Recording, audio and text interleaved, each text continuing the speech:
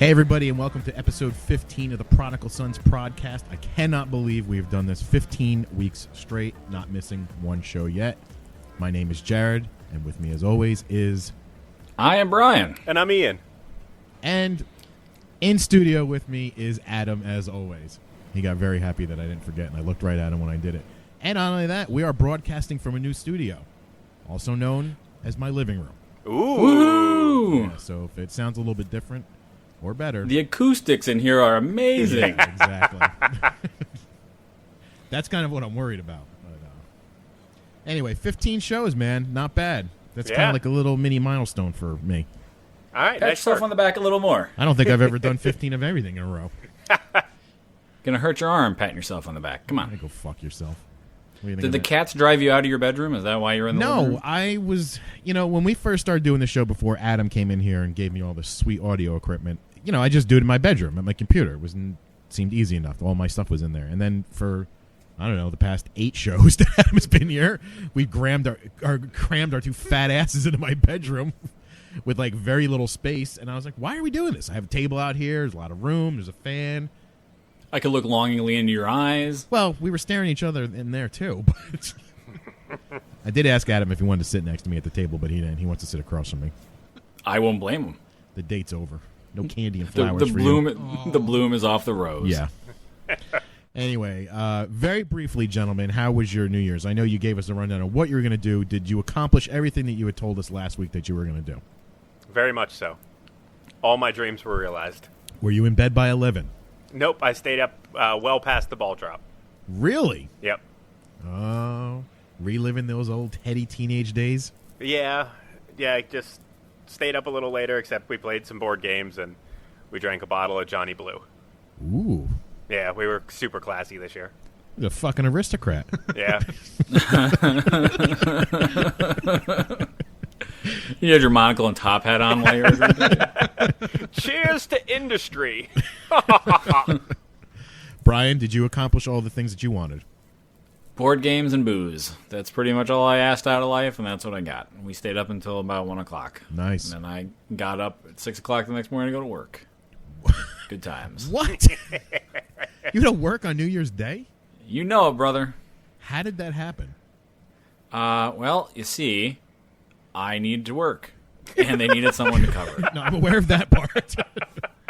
I typically cover New Year's Eve from home, because on my job, it's super dead on New Year's, and I could typically just have my work laptop and log on from home, but I was not allowed to do that this year, so I basically said, well, if I can't do New Year's Eve, I'll do the second most dead time that I can think of, which is New Year's Day. Oh, okay. So you had to go in, but there probably wasn't a lot to do, is what you're saying. There was zero to do. Not a lot of breaking news on that day? I held that chair down for 8 hours straight, slid down the dinosaur neck at 3 o'clock. Adam, there used to be a show on TV called The Flintstones. It's funny because you have to explain it. I'm not talking about John Goodman. Oh, man.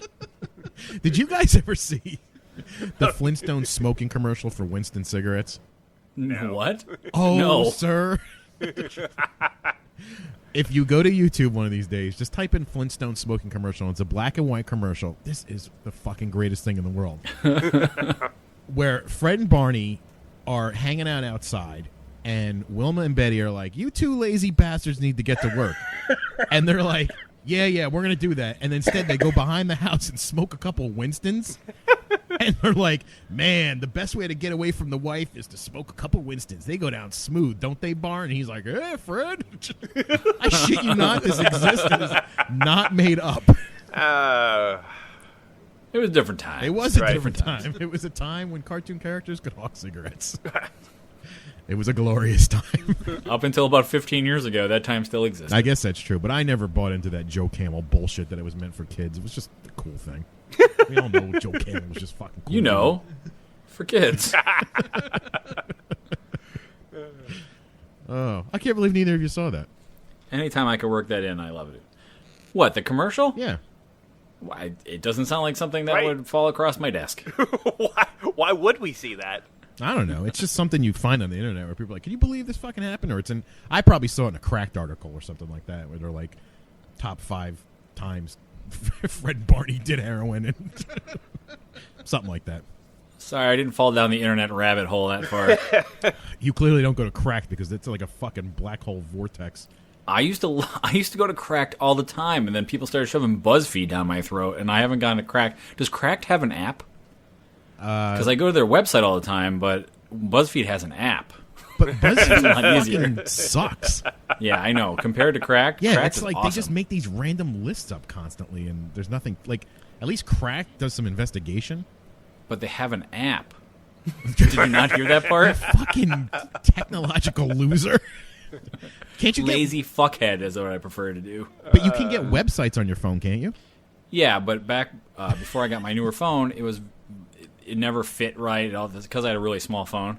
So I'd go to Cracked. I'm like, fuck, I have to like expand the page and move the page around to read the fucking article. So I just kind of like fell out of reading it. But I do love Cracked. Everything I've ever read on there has been pretty much gold. You know, my only problem with Cracked, and this has just dawned on me probably about 3 months ago, is that I'll read something on Cracked that'll completely disprove a theory that I've had for years and just spout it out like it's truth. Like, I'm not even investigating their investigation. I'm like, no, you're completely fucking wrong. Cracked said. And then I realized what just came out of my mouth. I'm like, oh, I'll shut up now. Inquiring minds want to know. I get all my news from the tabloids. But Cracked is like a black hole vortex. You just can't read one article. It's impossible. Because while you're reading that one, you see something aside, you're like, top 5 times Batman whipped his dick out in the 50s? What the fuck? By the way, Cracked, you should get on that one. You know you can write for Cracked. I've seen that, but I'm not that good. Well, that's why you start practicing, and then you submit things, and eventually they'll give you $50 for one of your articles. All right. Oh, so I could just decide what I want to do, like top 10 fucking whatever? Oh, yeah. Yeah, you just submit shit to them. No shit. As far as I know, they don't assign you things. You just submit things. Oh, okay. Yeah.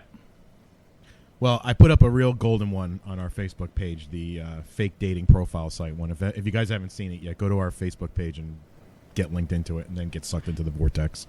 And that's facebook.com/Prodigal Sons Podcast. Yeah. And that is in fact a doozy of a story. Plug it right in. Yeah, why not? But you're talking about it. That kind of leads me into I have a very tiny online dating story for you gentlemen. I know you love my little golden nuggets. I do. That sounds terrible. That's my signature move on the ladies, Brian. The Yo. golden nuggets. The old golden nugget. Have you ever had a golden nugget? The gold digger. I haven't met this girl, and I'm probably not going to after the conversation we had. But this was, I was floored when this was said to me. So we had talked back and forth. We graduated to texting, and then we graduated to phone conversation. And things were looking fairly bright at this point. And she had mentioned to me during the course of our conversation that she's not able to have children. She has some ovarian syndrome cyst thing. I don't know what the fuck it was. PCVOS. You guys ever heard of this? Not No. immediately. Okay. Well, whatever. We're not doctors. We're not supposed to know this shit. So I suggested to her, I'm like, oh, well, that's, there's other ways you can go about it. You can adopt. You can do surrogates. You can do in vitro fertilization. Yes? Right? Yes. Of course. Words. And she goes, well, I don't want some fucking niglet kid in my fucking house. So I almost dropped the phone. Right? And I was like, oh. Fantastic. I go, well, I said, you don't necessarily have to adopt a black child because, Madonna and Angelina Jolie have. I'm like, you could adopt a white. She's like, well, I'm not adopting some fucking chink kid either. I want a white kid. I'm like, you're allowed to, no one's telling you. If you want a white child, you can. At this point, I was like, there's no fucking way I'm going to go meet this person in person. And then she landed another doozy on me. And I could be wrong about this. I don't know. But part of the reason she wanted to adopt a white kid was she goes, do you know that most people have dark eyes? And I was like, yes, statistically, most people have dark eyes. It's the norm in human beings, right? She goes, well, that's not the reason why. And I was like, well, what is the reason why? She goes, because of interbreeding. And I was like, what? Right? She goes, because back in the 1900s or the early 1900s, you couldn't marry a black person, but now you can.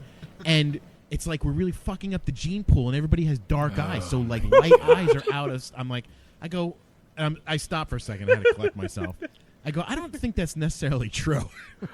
Did you run to Cracked and find an article to show her about I thought about it. light eyes versus dark eyes? Pea experiments from Mendeleev? I was like, listen, I go, I think statistically the norm is dark eyes, and that I actually believe that light eyes is a genetic mutation in most people, or it's just not as common, right? I go, it certainly has been bred out of the white gene yet. And I go, on top of that, I go, I don't even think there's that much. I mean, there's interracial dating and breeding now, but it's not fucking as rampant as you think it is, right? And she goes, Ian's loving this. Then she says to me, how did she word this? She goes, no, you don't understand, right? She goes, when an Oriental person, and right there I was like, oh, the Orientals. Right? Yeah, I go, watch out for the Orientals. Yeah, when she goes, an Oriental person breeds with a white person, those eyes come out slanted, right? And I go, well, that's not necessarily true. I go, I've seen a lot of babies that were Caucasian and Asian, and their eyes don't necessarily look slanted. They look more round. And she goes, what the fuck did you just say? Asian? Right? That's when I was like, that's it, folks. I'm out of here. Good night. Yep, fantastic. Absolutely. That was nothing but gold. I like that you for a moment were like, well, maybe I should take a minute to explain to her the difference between a dominant gene and recessive gene and how they're passed on and what combinations they can make. And then you're like, Oriental Sinet, fuck it. Yeah, there was no winning at that point. Yep. I really should have known the red flag and the key to not winning the conversation really should have been Niglet. I was just saying, I think Niglet was the one. Right, but that's like, at least that's intentionally offensive. It wasn't like she's like, well, I don't want a colored baby. It wasn't ignorant. Oh no, it was just that one was so far like that someone is just being hateful when they throw something out there like that. Like the other stuff that she's like, yeah, it's a combination of ignorance and intentional racism.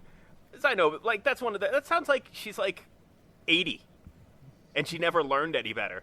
Oriental and just lets it fly. That was gold. You should definitely go on a date with her. Report back. Should I record it? Yes. You should tell her that you could hook her up with a man who's got a dog named Goebbels. You should do it. He's got a lot of German flags hanging up.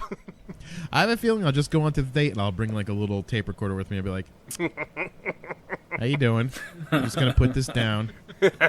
Tell me again about the Niglets. Lenny, tell me about the Niglets. Oh, Lord. Fantastic. You find the most amazing people. She also thought that I made up the word spry. What? Yeah. I typed that one to her, and she was like, what the fuck does spry mean? And I was like, spry, like energetic for your age. Like, you got a lot of energy. And she goes, you making that fucking word up? And I said, no, I'm not. In what part of the conversation did you use the word spry? And not only that, why did you think she would know what it meant? This was before she referred to black baby. Right. I don't want to say the word anymore. I think I've pounded that word into the ground. Rhymes with piglet. Right. So these were the yellow and red flags that you ignored early on. Right, yeah. Spry, I don't know how you could go your whole life with not ever have heard that word, but I could kind of understand it, I guess. But I was wondering when in the conversation you tried to use it and expected her to know what it meant. But it was prior to all the hateful, terrible things she was saying. And it was very early on. It was a comment about my age. So, I wonder if this woman was friends with Snaggletooth. Well, hey, listen. For all of Snaggletooth's faults, I don't think she was a racist. Do I know Snaggletooth? Are you talking about Jewel? No, okay. But that's what I used to call Jewel too. No, the story that Jared told, one of the first stories he told about meeting that woman at the bar. Yeah, the one with the crazy, like, Gollum. sharp Gollum teeth. Chompers. Yes. Oh, Chompers. yeah, no, that was... Chompers. Yeah, no, she was just icky. She wasn't necessarily offensive, and she had horrible... She was icky on the outside. Yes. Not on the inside. Correct. Yes. If I could open up the new girl's soul, it would probably look like Chompers. It would look like Chomper's face. Yeah. Got it. Oh, dear Lord. We're terrible. We're all going to hell. Speaking of insensitivity and bigots and whatnot, not that I necessarily believe this, but did you guys hear about how A&E caved with the Duck Dynasty thing? How could you not hear it? That's true. That's true. Of course they caved. Oh, I There's know. money attached to that man. Right. I'm sure someone at A&E sat there with a stack of complaints and a stack of support and weighed them both on a balancing scale and was like, okay, we got more support, lift the suspension. I don't even think that's it. They put him on suspension when he was already on hiatus for hunting season. So they weren't losing anything anyway. You know, I've been hearing a lot of stuff where people saying this might have actually been planned because I think I had brought up when we talked about this how anybody from A&E would even let this article get out. You know, like his handlers. And it turns out that there was somebody from A&E there during the interview and let it go. And on top of this, after all this went down, there was a massive surge in Duck Dynasty merchandise. Like, Right. They Of course. made Right before millions. Christmas. Yeah, I mean, Yes, this was definitely. Coordinated. This could have very well been intentional. yes. I agree because it definitely distracted from all the attention that I got from the sweet article that Brian had passed on to me about how the show is completely fraudulent, about how they're not at all hillbillies, how they are totally fit into the class of society in which they belong. They're all highly educated. They're all clean cut. They all enjoy golf. They're all wearing white Yeah, shirts and they're all- sweaters they're all over their sweater- shoulders. They're all sweater vests and khakis. Oh, yeah. Everything is fully like the show is not like a reality show where the producers make some suggestions. It's like fully scripted. Oh yeah, I mean, I think we brought that up last time too. At least I didn't know to the extent, but I know that all the brothers and everything like that live in gigantic mansions, Right. and the father lives in what looks like a trailer home. For all I know, that could be fake as well. Right. I agree.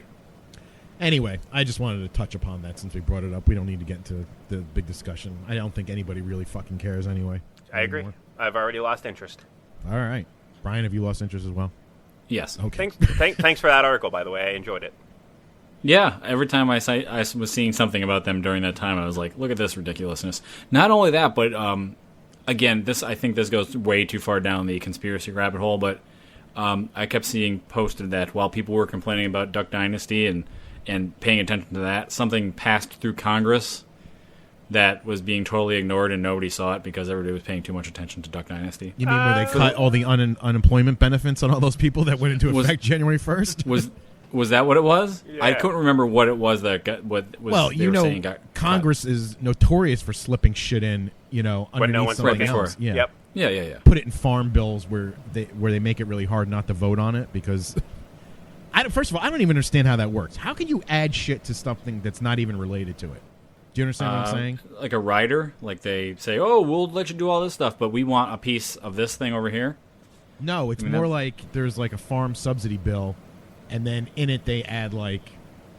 By the way, you also want to defund Obamacare. So if you don't vote on this and fuck the farmers over, if you don't vote on this, you're gonna fuck the farmers over. But we also added this little addendum at the bottom as well, Right. which has nothing to do with it. I'll never understand politics in America. Because it's whack. It is. I've got a fun politics segue. It's much less shady and much more close to home and considerably less interesting, but I'm going to tell it anyway. So, this most recent election back in November, there was a small position here in where I live that no one was running for. It was Inspector of Elections. So then you ran for it. No, I just thought it would be. No, I wrote in my wife's name, and I called, my father-in-law, my mother-in-law, as I had gone very early in the day. I said, "Have you voted yet? When you get to Inspector of Elections, write in Kelly's name." So the three of us wrote in Kelly, and it was funny, and we all enjoyed it. Lo and behold, we get a letter in the mail about a week ago. Guess who the new Inspector of Elections in Williamsport is? Get out of Are here! you fucking kidding? You guessed it, Kelly Goff. Wow. How does that even happen if she never decided to run though? Because she got the most. Apparently, it's just. It's kind of just. And I don't want to say it's meaningless, but nothing is involved in the. It's not really it's not a full-time job. Very little is involved in it. No one wants to do it, and they apparently, I'm sure there were more people who got more votes, And I feel like they just called them and they're like, hey, you got the most votes. Do you want the position? They were like, no. And they were like, no. They were like, no. And then they finally got to our 3 little votes after they, threw away all the Howard Sterns and Baba Booey's and Donald Ducks. They were like, Kelly Goff, that looks like a real person. Let's give her a call and see if she wants to be the inspector of elections. Now, I wouldn't be surprised if she was the only Kelly Goff in town, but like how do they even know? They're just like, is this a real person? Should we look this up? I'm sure they probably just checked. They have the list of the voter registry. Did she vote for herself? She did not vote for herself. She did not realize. I did not tell her what I had done until very after. Modest. Very modest. Yeah. So she took the job. She did. And how much does it pay? $100 a day. 2 days a year.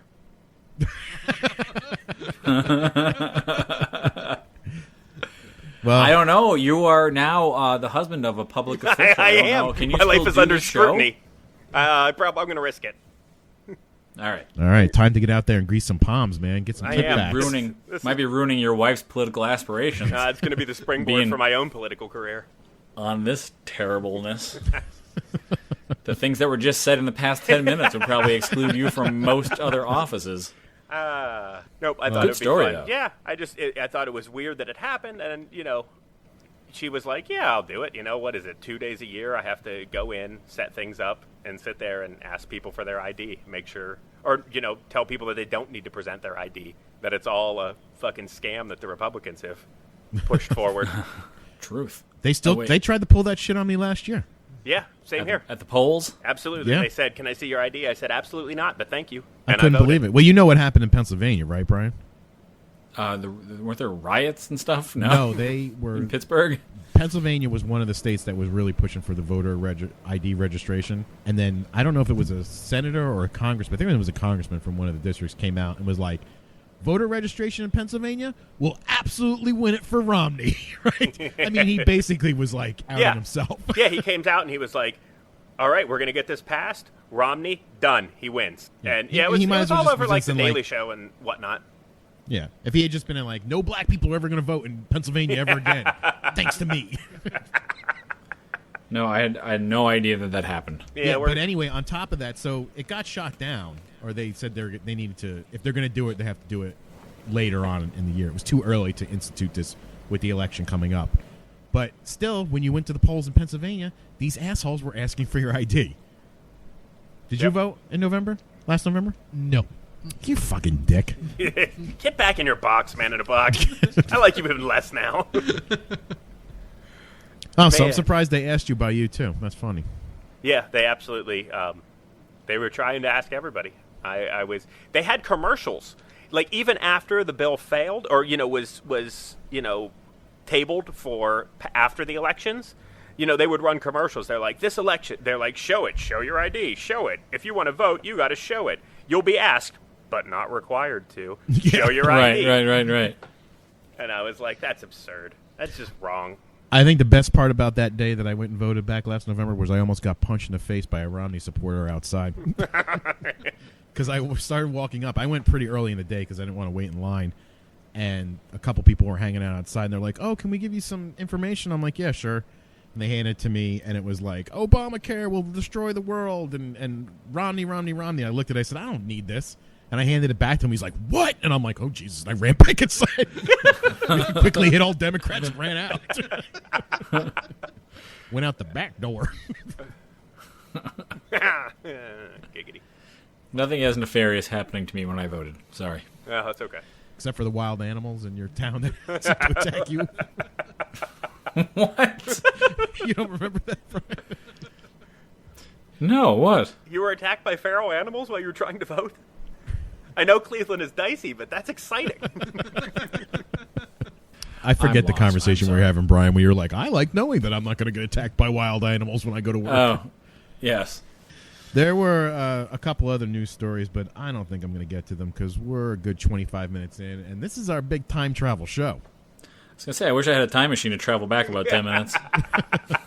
Why, you didn't like the story about Kelly becoming a government official? No, right after that. Whoop, I'm gonna take a time machine right back to that point and just cut it off. That's right after that point. Anyway. What, where we were talking about feral animals and attacking Yes, you? that part. See, now you got to cut all this out because that other part's going to be cut out, and this won't make any sense. No, now you're in a time loop, buddy. We're going to keep... Hey, remember that time when Brian said he was attacked by... But yes, it is our big time travel show. If I get real creative, maybe I'll put some Doctor Who music over this. Oh, boy. Yeah? Please do. Now I want to hear some funky TARDIS music I'm over getting this. fancy with that shit. You did a real good job last time. I was very surprised. You like that? To I hear thought Disneyland. it was... I think it was a little too low. Nah, it was good. Ian, did you hear talking it? some shop here.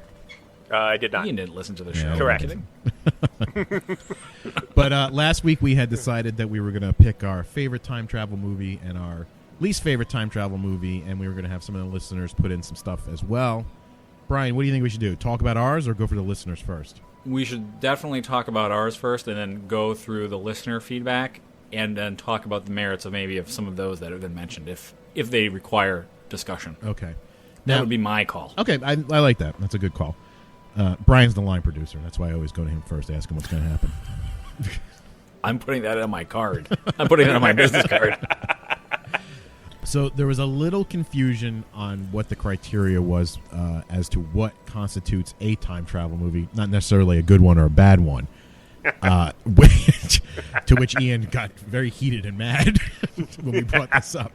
Now, for me personally, it was the premise of the plot had to do with time travel, meaning it had to be all encompassing all around the movie, not guys go back in time or say somebody from the future comes to the present and has to do something and then the movie just goes. So that was my thing. I don't know what you guys did. So the Terminator wouldn't, under your rules, the Terminator wouldn't count because the whole thing is that they travel back in time to stop the Terminator. Because there was only one trip through time. Right. And it's not even, it's almost like a throwaway thing, like just to get Arnold Schwarzenegger there. He goes back in time. And I understand that's the case in every movie. He's always coming back in time. But then that's it. There's not really any time travel cool shit going on. Very rarely. A little bit. I don't know. I guess you could call it a time travel movie. I don't know. I wouldn't. I would just call it a fucking action flick. Well, and that's the thing is that, somebody had suggested Army of Darkness as a time travel movie. And I said, not a chance. Right. But I saw Not that only on a ton of top time travel movies. Well, because there is time travel involved, but I also feel like it's an alternate universe. That's true, too, because I wouldn't even call that historically accurate. I mean, there were a lot of skeletons running around and witches. Well, we didn't even say about historically accurate. I mean, I figured it was... I saw He-Man, Masters of the Universe. See, for now time travel that movies, is and that's definitely like a alternate separate universe. Yeah, that's not through time. Yeah, but I saw that on a list as well.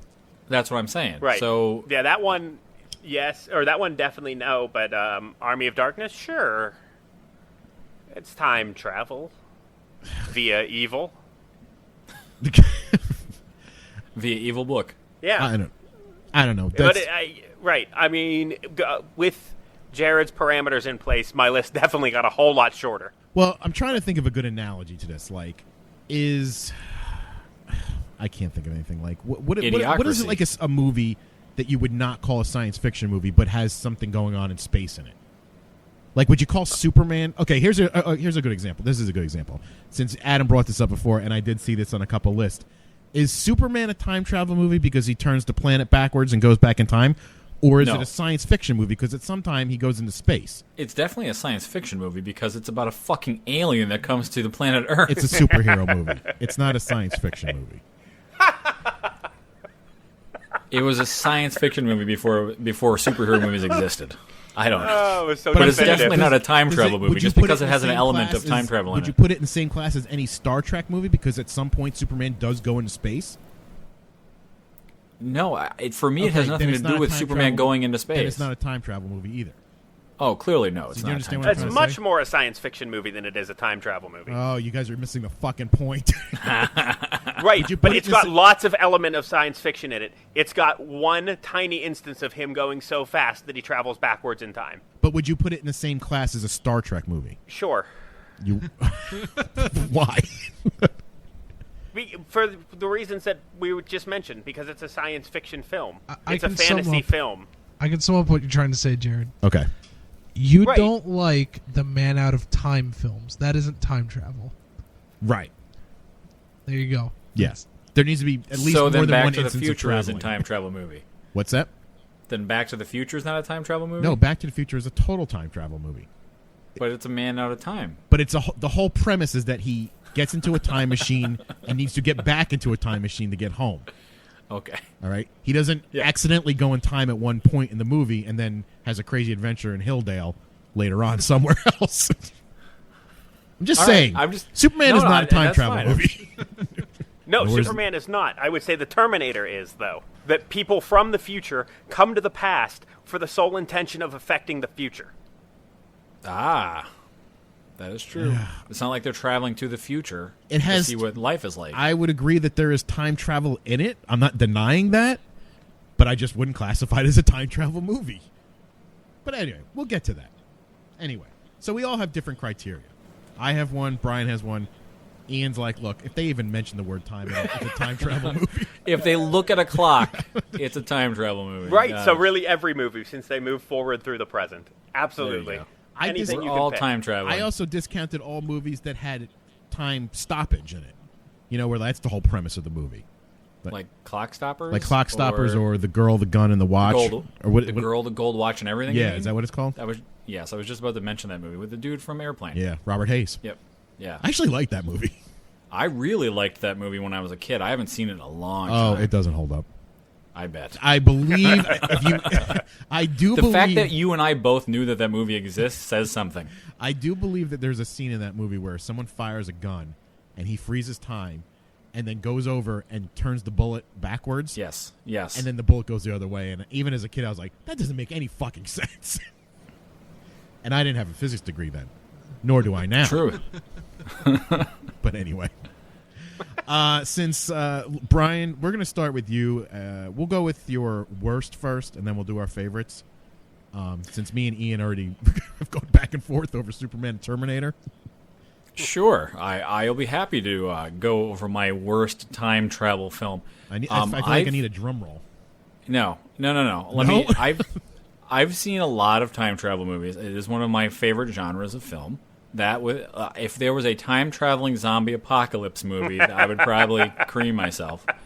But I've seen tons and tons of time travel movies because it's one of my favorite things, and I've seen some really, really bad ones. So while going through these lists, in fact, Jared and I had spoken last week on the show that he thought that we had seen probably the worst time travel movie together. And I had an idea of what that movie was when he was talking about it, but I wasn't 100% sure that we saw it together. But when he said that, I thought immediately of the film Timeline. Now, Timeline is a bad time travel film for any number of reasons. But please, the list them acting, the dialogue, the effects, and it is based on a Michael Crichton book, which is probably maybe makes it worse. That the fact that Michael Crichton wrote a book that was supposedly good enough for a film, and then they just shat all over it. I think However, that might have been my issue with it as well, is that I had way bigger expectations after Jurassic Park and Sphere and a couple other movies that I was like, oh, this is going to be great. And, oh, I was so sad. But go on. However, Timeline is not my Oh! least favorite time travel film of all time. After going back through the footage and remembering the things I've seen over the years, the movie A Sound of Thunder tops my worst time travel movies of all time, as far as I'm concerned anyway. For, again, many of the same reasons Timeline is a bad movie.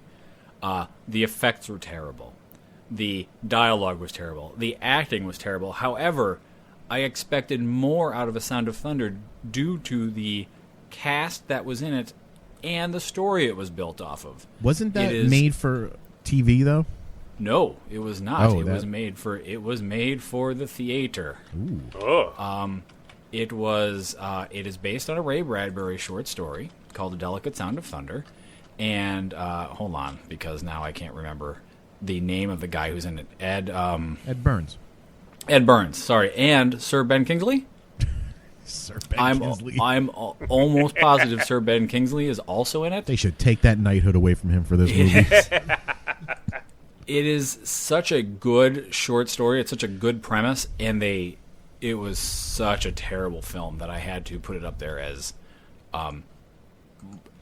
especially for a big budget film. Like, that's the other thing. Like, there's tons of small budget, things that are throwaway time travel movies, but I was looking for ones that had actual production value, actual, a story behind it. And this is it. This is by far my worst. A Sound of Thunder from 2005, starring Ben Kingsley and Ed Burns. But would you really call that a big budget film? I mean, I don't remember hearing anything about that or seeing trailers or anything like that. It was made for $52 million. $52. And, boy, let's see if I can find a $52 million in what year? 2005. 2005? What? That's pretty low. $52 million? For 2005? Yeah. For a big budget? That's low. Okay, well, how about it made $2 million on opening weekend? See, that's why I'm thinking it's not a big thing. Like, I just don't remember. How many theaters did it open in? Now, that's the thing. It opened on 816 screens. Oh, that's really bad. That's low, right? That's very low. So it must have. I think they had put a lot of stuff. I think they were trying to put a lot of buzz and word of mouth into it, and it just never caught because they realized the turd they made. That could be it too. Because I remember for a while this movie was getting pushed, and then it kind of fell off the radar, and then it came back around. Either way, this is still a bigger budget film than other terrible time travel movies that would have been on the list, but they were like super low budget. This is not a low budget film. But now, $52 million is not a blockbuster by any means. You've seen but it. It is not a low budget film. What? You've seen it. Oh yeah. Now, is it the worst time travel movie in your opinion because of the acting, the story? What? It's it's the effects are terrible. The situations they get into are terrible. The acting is bad. The dialogue, it's everything. Things don't make sense, or they're like contrived. It's been a long time since I've seen it, but it was bad enough that I remember how bad it was. Okay. And like I said, timeline was right up. It was a tough choice, but it came down to the pedigree of the story. Michael Crichton versus Ray Bradbury. I mean, Crichton is a very well liked and well received author. Obviously, made a lot of science fiction books that became movies. Like Jurassic Park, like you said, huge. So they both had very good pedigrees, but this one had bigger actors than Paul. What's his name is in Timeline? Paul Walker. Thank you. Billy Connolly. Like I said, this one had a larger pedigree of cast. I just felt, and if I checked the amount of money that was the budget for Timeline, I bet it was less. So what you're saying is, Brian, is someone got fired for this movie. I would hope so. But it wasn't Ben Kingsley. No, it was not Sir Ben Kingsley. Well, anyway, that is my choice. Well, I'm going to go on to mine since it's no big surprise after we talked about it that I'm fully in the camp that Timeline is the worst time travel movie ever made. Granted, I never saw what is it called again? Sound of Thunder. But I did see Timeline, and I did pay money for it, and I was super excited and was super disappointed. For the sake of the show, I almost went back and watched it again and decided I didn't want to go through the torture. So I'll just... That's pretty much how I felt about Sound of Thunder. I was like, nah, never mind. I won't do that. Because what I remember about this movie, basically, and it had a somewhat interesting start. Let me rephrase that. It had a really boring start with one little interesting bit in it that got me kind of jacked up and then let me down. The premise is that they're doing some kind of archaeological study somewhere in France in the present day, and Billy Connolly, who will always just be the guy who played Howard Hessman on Head of the Class to me instead of whatever else he's been doing. I'm sure. I heard he's a really funny comedian, but to me, he just replaced Howard. Yep. Is the professor, and he goes missing, and then they call in the military and his son, who is like not into being studious like his father, and his son is Paul Walker, minus the Scottish accent. I don't understand. But the father is missing, and then they find a note somewhere in one of the excavation sites where he wrote a note saying, "I'm stuck in 1390 France, come save me." And the military, see, this is where I messed up because I can't remember. I don't know if the military accidentally sent them back there because they were working on something, and then they decided to go retrieve him. And instead of sending like just Navy SEALs and shit, they sent some college students that were working on the site, plus Paul Walker, who had no knowledge of 1390 France, and I think a couple military guys. So they go back in time. They realize that they can go back and save him, and that's where the movie goes fucking dead in its tracks, because then it's just them hanging out in France, fucking around as peasants, and they're like a little war starts. They catch them and then they go home, and it was really, really fucking boring. Like, you wanted to fucking stab yourself in the eye once they went back in time. You're like, now the shit's gonna go, and it's like, oh, okay, it's just they're back in time, and shit sucks for them. Now I feel like I really need to go rewatch this again. I feel bad that I didn't do this. But it was a serious, serious letdown. And that's really all I have to say about that fucking horrible piece of shit. So, comparing them, Sound of Thunder and Timeline, Timeline comes in with a 5.5 Metacritic score on IMDb, right? While Sound of Thunder has a 4.1. Also, $80 million budget for Timeline versus the $50 million for Sound of Thunder, What? and Timeline opened on 3 times as many screens. And how much did it as $8 million opening weekend versus the $2 million for Sound of Thunder. Not that far off. No, they're very comparable. But also, not only was that story based on Michael Crichton, but we forgot that the director was Richard Donner. Oh, yeah, that's right. What was wrong with that movie? There's got to be some story behind this. Because $80 million, I don't know where the fuck they put it. Because when they go back in time, it looked like a mock-up village they threw up real quick with some straw and a little mud. I mean, like, if there was a castle, I don't remember ever seeing it. It might have been like an interior of a set, like a 3-wall set. They put all their money into night arrows. I guess so. Gerard Butler was also in this film. Ooh. Before he was Gerard Butler, I guess. Yeah. Well, he's in every movie that has to do with France, isn't he? Is that Gerard Depardieu? Oh, that's right. I'm sorry.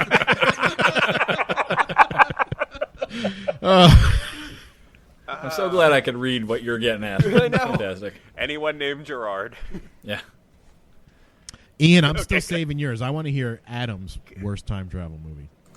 The worst fucking time travel movie is The Lake House. Okay, we already covered that, so we don't need to go over that.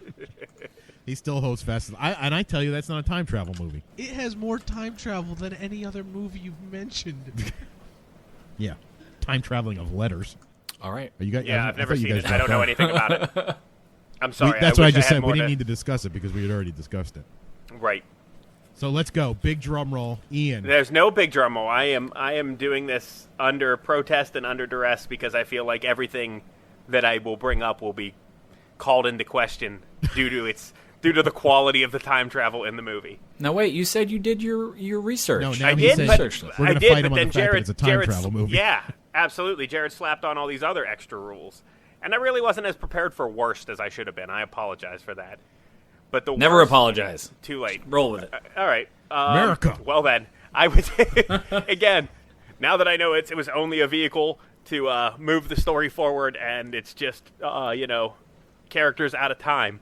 I would say the worst time travel movie that I have ever seen is Teenage Mutant Ninja Turtles 3.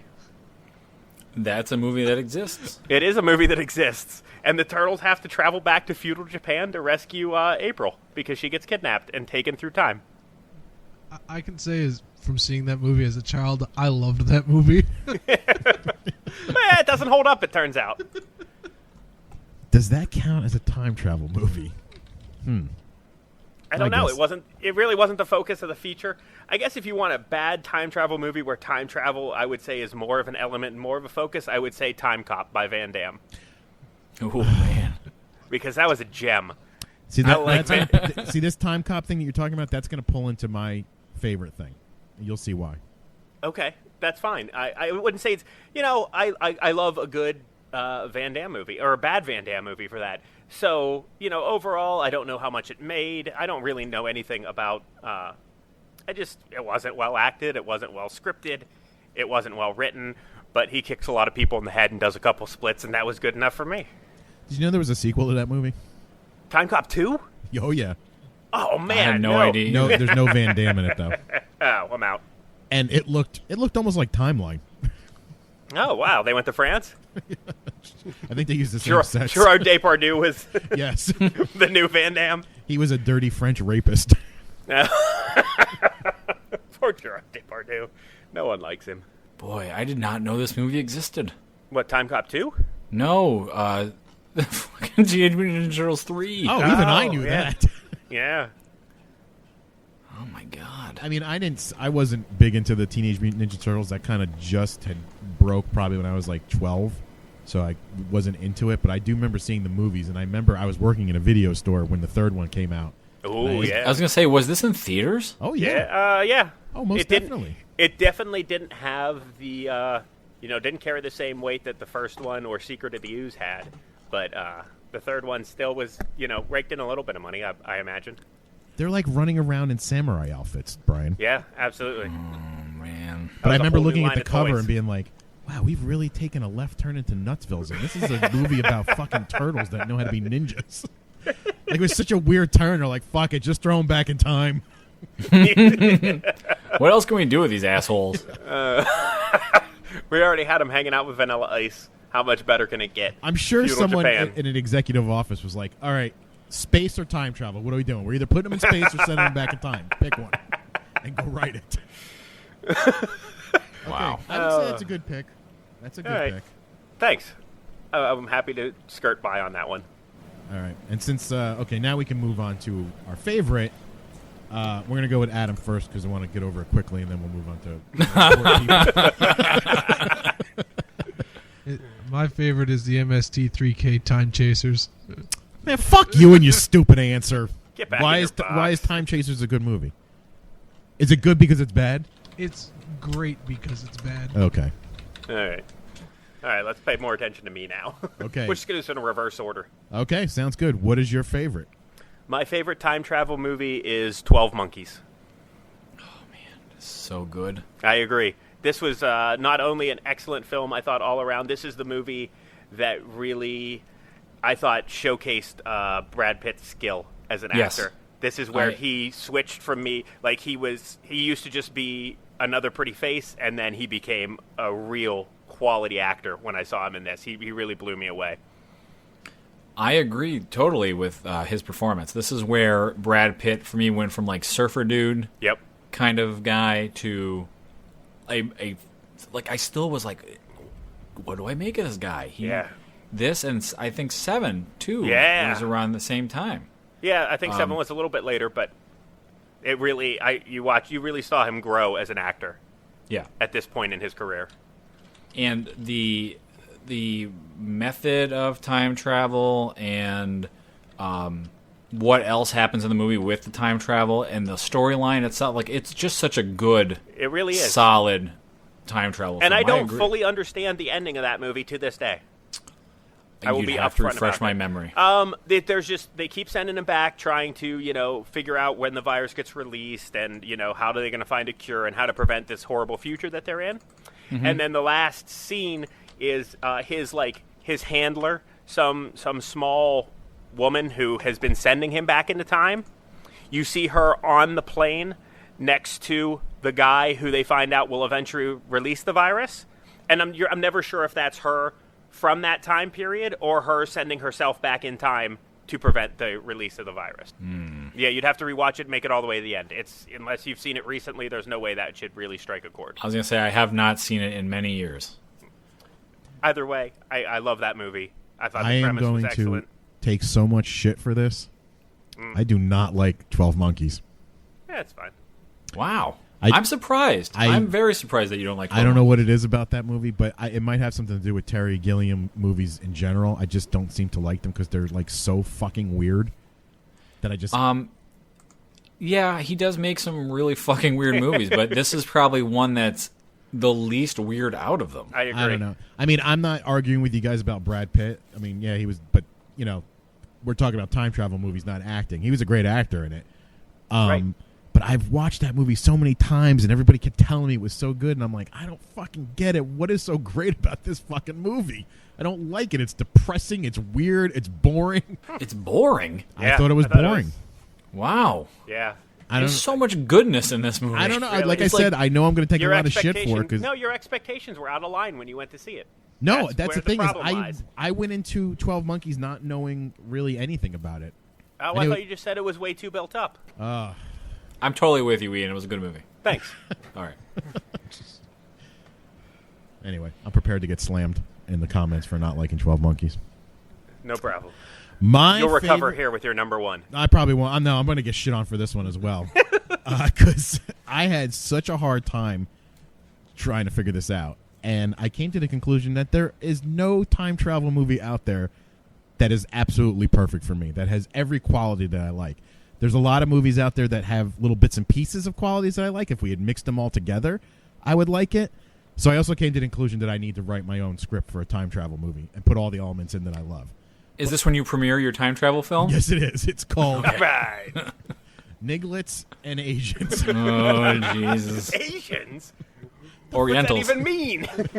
Damn it, I should have called it Nigglets and Spry Asians. Spry Oriental. Come on, Jared. Focus. So the one movie that has probably the closest to the most elements that I like, it is by far not a great movie, but it has the most time travel things that I love, it's got to be Back to the Future 2. Before you shit all over me. All right? No. No, 2 was good. Why? Well, 2 is highly regarded as the worst of the trilogy in most people's eyes, and the story was a little lame because it was a lot of stuff repeated from the first one, just in different settings, which even that irritates me. But it had 3 different time jumps in it. It had alternate timelines. I got to see the future. I got to see a craziness thing where Doc Brown disappears and writes a letter in the past, and it gets sent to the future, and all kinds of craziness like that. Like, I loved all that shit about the movie. Like, I was obsessing over it, despite the kind of paper-thin plot and everything like that. Oh, I also got doubles and doppelgangers talking to each other. I got 2 Biffs talking to each other. I got Marty, hanging above the stage from the first movie. It was the first time I'd ever seen anything where they went back and revisited the first movie, but from a different angle. Yep. Like, I loved all that shit about it. Go ahead. No, go ahead. I'm done. Out of those 3 films, Back to the Future 2 is my favorite. Really? I agree. I will not say it's my favorite time travel movie. I will say out of those 3 films, it is my favorite one of those films, and I hate Back to the Future 3. When it comes to watching those 3, when I get to Back to the Future 3, I'm just like, fuck this shit. It is a terrible movie.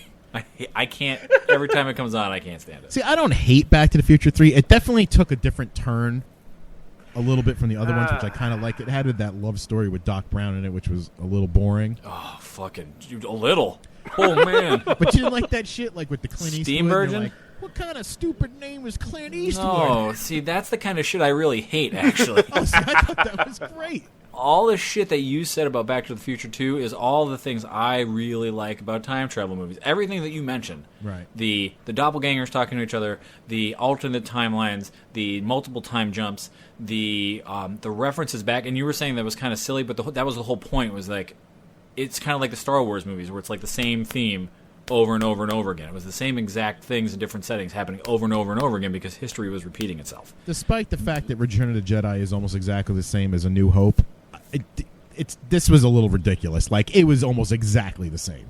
That was the point. No, though. but I think that was more of a product of the time, where when a sequel came out, they're just like, just repeat. If it's not broken, don't fix it. I think you are absolutely incorrect. It was done on purpose. It was not done to be like, well, fuck it, we don't got anything else better to do. Let's just repeat the same goddamn movie in 3 different time zones or 3 different time jumps. It was done completely on purpose. I know it was done on purpose, but I don't think that was like they had this theme in their head. Like, I mean, they even said, I've seen in the behind the scenes stuff in director's comedy, they had no fucking intention of making a sequel to Back to the Future. No, I know. Because he's like, I if know we they had done didn't, that, we but never once would they have put the fucking girlfriend in the car. Because as soon as Back to the Future starts, they fucking dump her in the alley. Yeah. Oh, she's unconscious. Yeah. She's in shock. No, Doc knocks her out. Oh. And he's like, why'd you fucking bring her? He even says it. Why did you bring her? But I like 3. 3 doesn't offend me as much as it offends you. It's boring as fuck for me. Really? Yeah.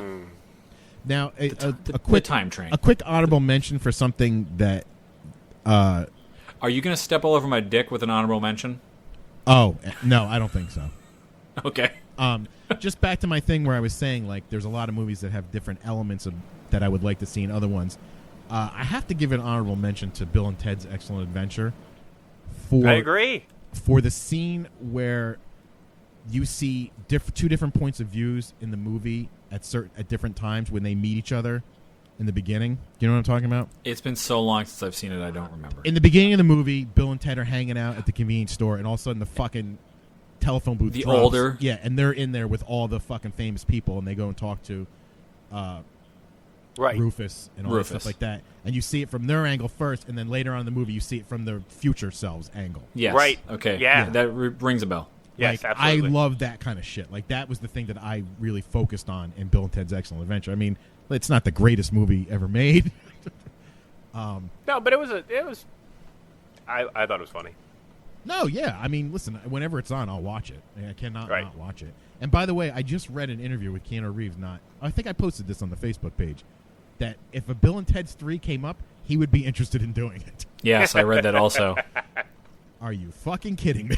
I would love to see that. Too bad Rufus isn't alive any longer. Know, but it's a shame. That would be great if they came back and he's 30 years older and they made that movie. I know. I would totally watch that. And I'm sure Alex Winter needs the work. Yeah, no doubt. I'm sure he does. All right, off mine. Brian, give us your number one favorite time travel movie. Okay. And if it's Primer, I heard you're going to get punched in the face. So much pressure. There's, again, so many good movies. Like I said, out of the 3 Back to the Future movies, where everybody would pick Back to the Future 1 because of how great it was when it came out and how novel and how funny it was, I still pick out of those 2 Back to the Future 2 because of everything that Jared mentioned in it. And and even Ian's pick, 12 Monkeys, came up on my list of some of my favorite time travel films. Other movies like First Contact, which if we were going under the rules of what Jared was saying doesn't technically count as a time travel movie. I had a tough one because I count First Contact as a time travel science fiction Star Trek movie. Okay. In the same way I would do The Voyage Home as a time travel movie. Oh, yeah. Exactly. They're both. Another movie that came up, it was one that you had brought up to me while we were discussing the films, and for the life of me now, I can't remember. It's a Spanish. Oh, Time Crime. Time Crimes is actually a really good film. It's been a while since I've seen it, but it's very enjoyable, and I suggest everybody out there go and watch it. However, again, none of those are my favorite film. Apparently, I am going to get punched in the dick because for all of the things that happen in this film and how fucking crazy intricate the time travel is and how almost unexplainable, like, things that go on. You have to watch it multiple times to understand everything that's going on in it. I've had to read up on the goddamn movie. My favorite time travel movie is Primer. And punch to the dick. Yes, and I'm gonna get punched in the dick by why? Why would someone be mad at you for liking Primer? I didn't understand that. I'm sure it's because it's the hipster movie. It's not a very well known movie still. It got a lot of cred when it came out, and then what's his name went on to make almost nothing else. He did Upstream Color recently, I think. I can't remember his name for the life of me. But he a movie that did not come up. I thought about it, but then I didn't hear anybody else really talk about it, even out of our listeners. He was involved. He was the time travel, not coordinator. He was the time travel. He gave tips on on punching up the script for the time travel stuff. I can't think of the word I'm looking for. He was the God damn it, people! Can you help me out? No, I'm not where sure the what fuck you're you're saying. going with this. Yeah, I don't even know what Primer is. Tell me more. I will tell you in a second. The director for Primer, he was brought into Looper. He was the time travel consultant. He did some consultant. punch-up? Thank you. Yes, he was the consultant, from what I understand. God For damn Looper? it, you two. Yes, for Looper. Looper's He a was good the time time travel travel- movie. It is a very good time travel movie, and I was surprised that nobody had brought it up, even out of our listeners.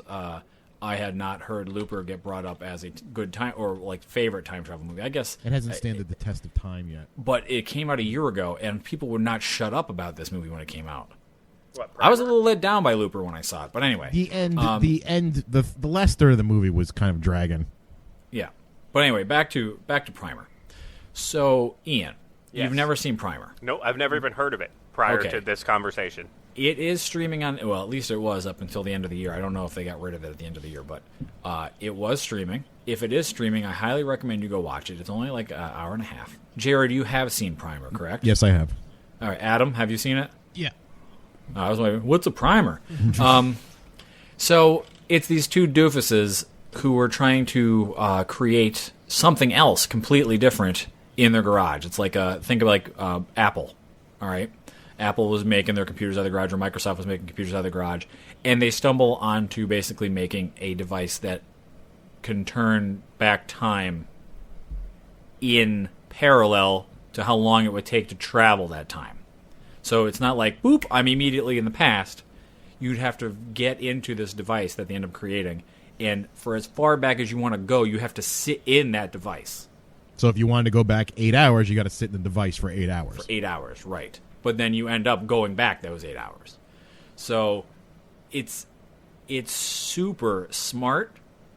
It is crazy involved and intricate in what they do.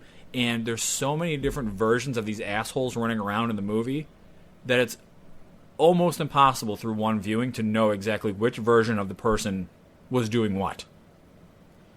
Like, after I watched this movie, I was so fucking blown away that I ended up looking up a whole bunch more stuff about it online. And I found somebody charted the timelines. And it looks like fucking spaghetti. It's just looping in on itself and going back around, and like it is a really, really smart film.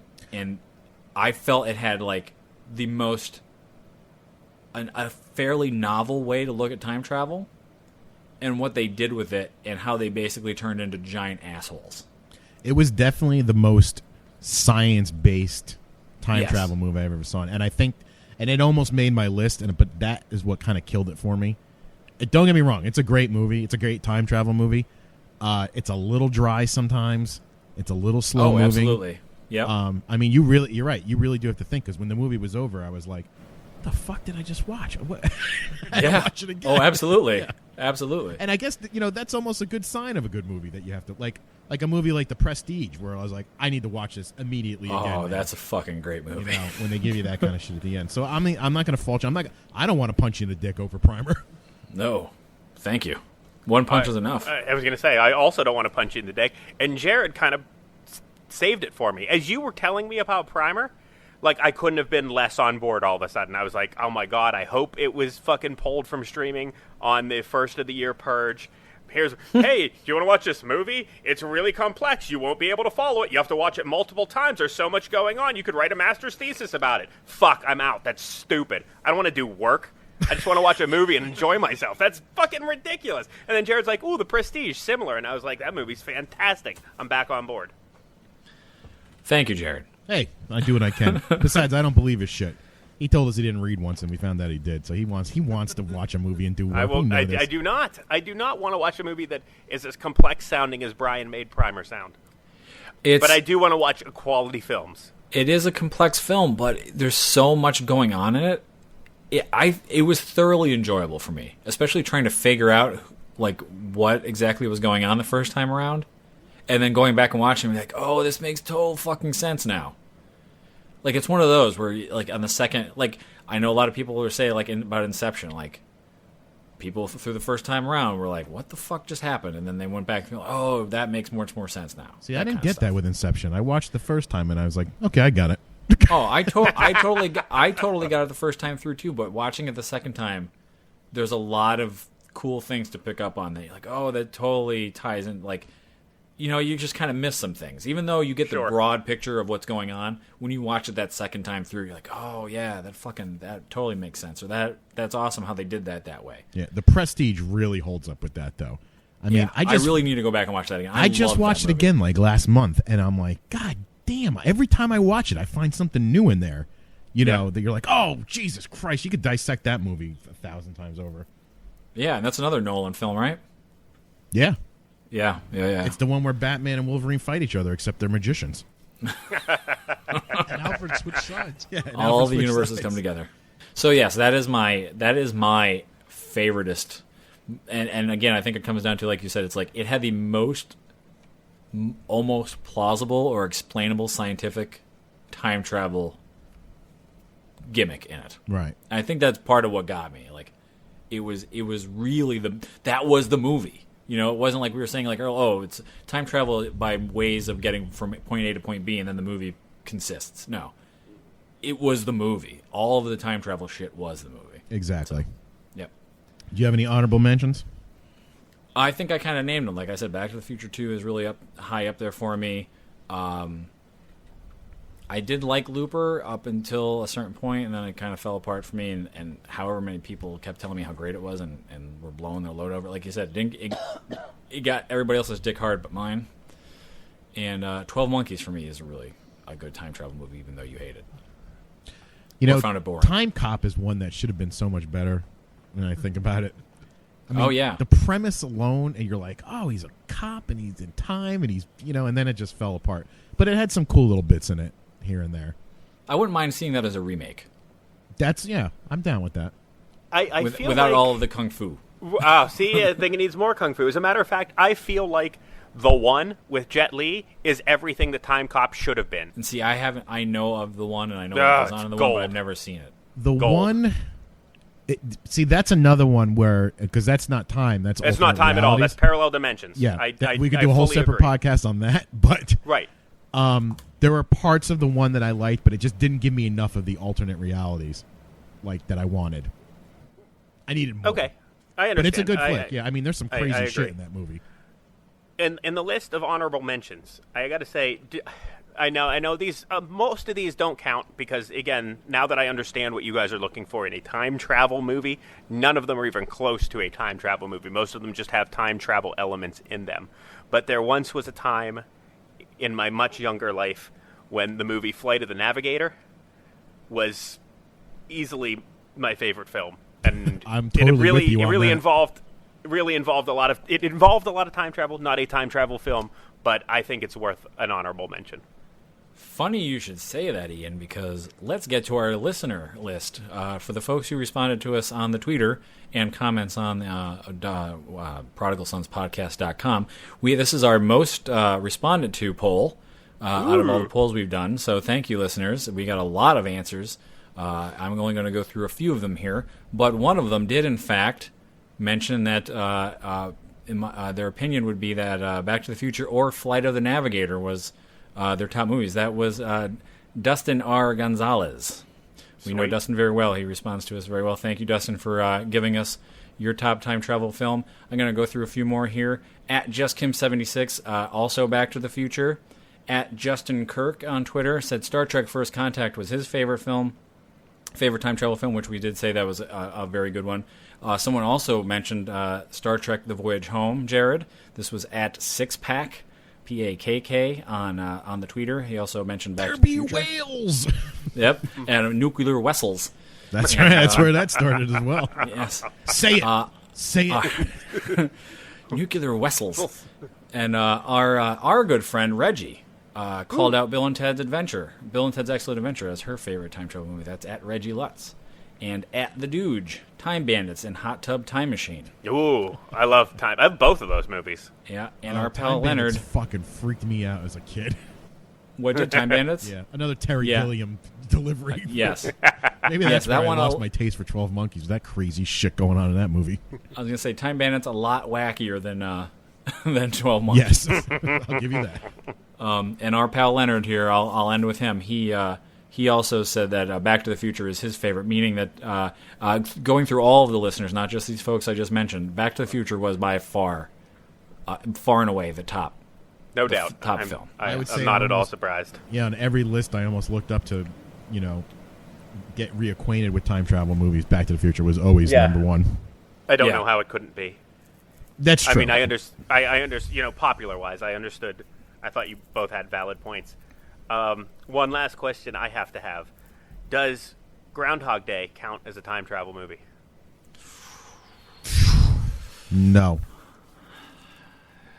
I mean, there's definitely no. Yeah, because he's not travel. I mean, he's rewinding. I guess he's rewinding 24 hours. Time loop. Yes. Yeah. But so time loop, time travel. There's a distinct line to be drawn. He's not doing it on purpose. It's just He's not. There doesn't have the qualities that we were looking for. Okay. I mean, it's not I a can bad accept movie. that. Right. No, I think there are a lot of them that we discussed that aren't bad movies, but we don't count them as time travel movies, like Army of Darkness.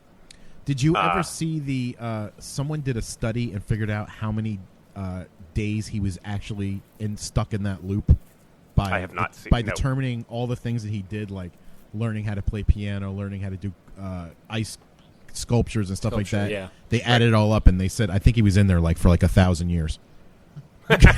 Something really ridiculous like that. That does seem excessive. I do remember seeing that within the last year. I remember reading something about that. That makes that movie way more disturbing. Right. Think about it. That's what that was kind of the point of the paper. They're like, do you realize that this guy by the end had probably been in there about 1,000 years? And all he got out of it was Andy McDowell.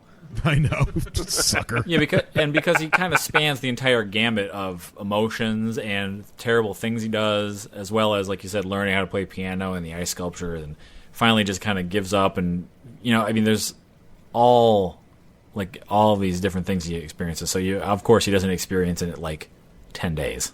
Right. Yeah. There was something we mentioned last week that I did want to bring up, and actually, I feel actually might be the impetus for our Twitter question this week. Uh-oh. Yeah, uh-oh indeed. So, Jared, when we were talking about time travel films, we mentioned a specific book that we both felt was surprising that was not made into a film yet. Oh, that's right. Yeah, I forgot we didn't talk about that.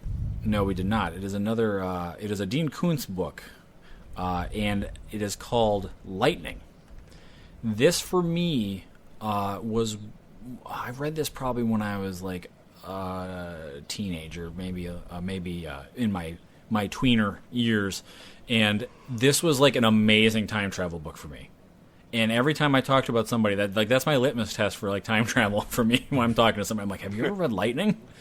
And yes, that is a great book, and can't believe that's never been made into a time travel movie. So, Jared, I know that is the book you were also yes, talking it about, was. correct? Yeah, Lightning, it fires on all cylinders.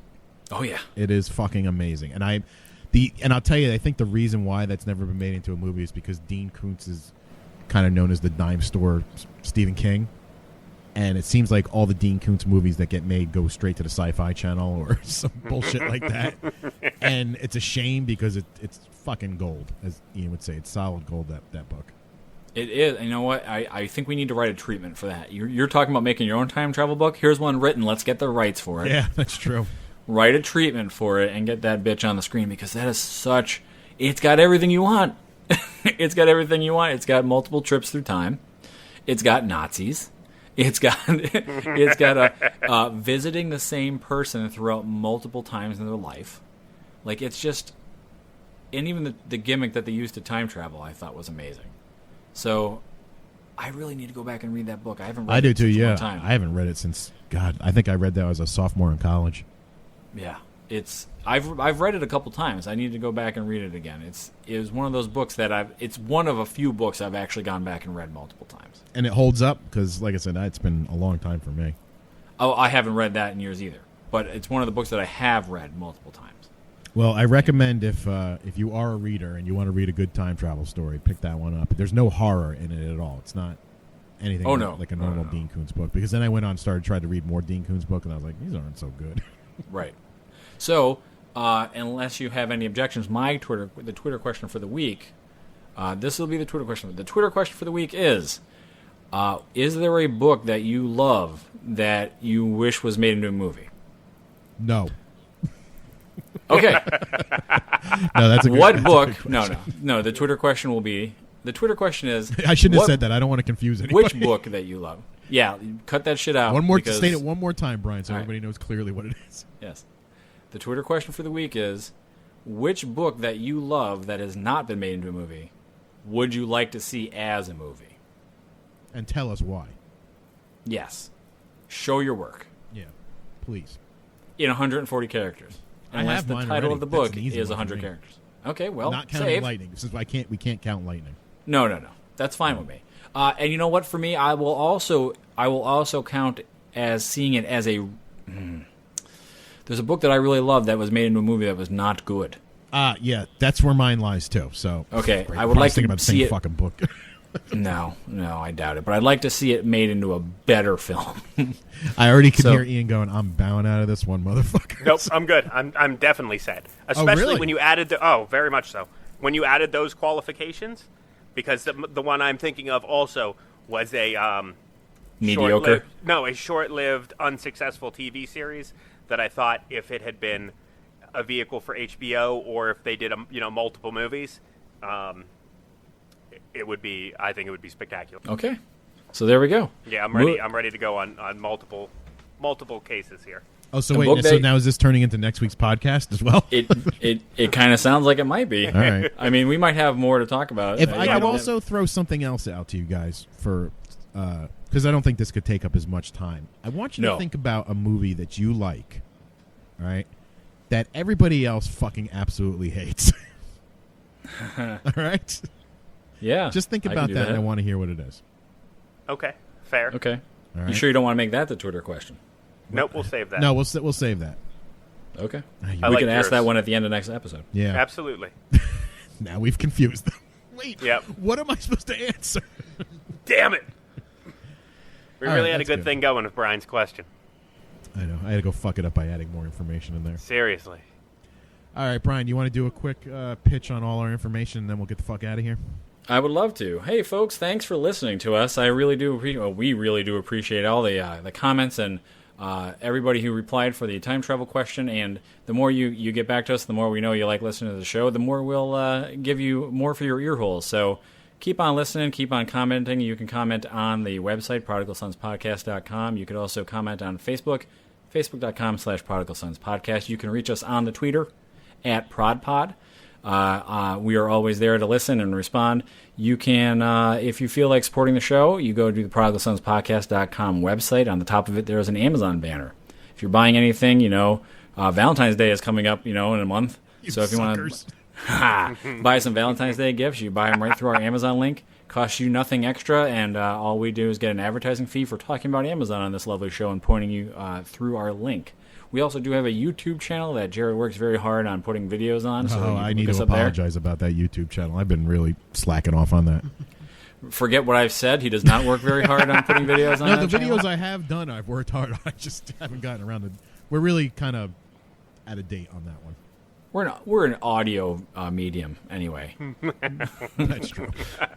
So, yeah, you can subscribe to that. We have a couple subscribers on there. And, we, like I said, we appreciate everything you do for us. We love talking to you every week, so keep it coming. Good job. Good show, guys. Yeah. I feel it was very in-depth. Not one I of our agree. funnier ones, but, you all got a good laugh at me when apparently... Maybe you forgot about Niglets. Oh, shit, you're right. This one was gold. Oh, man. Show is awful. All right, thanks, everybody. We'll talk to you next week. Good Take night. care. Kelly Goff, 2016. Baba Booey, Baba Booey. So you were wrong. Fuck you, stop laughing.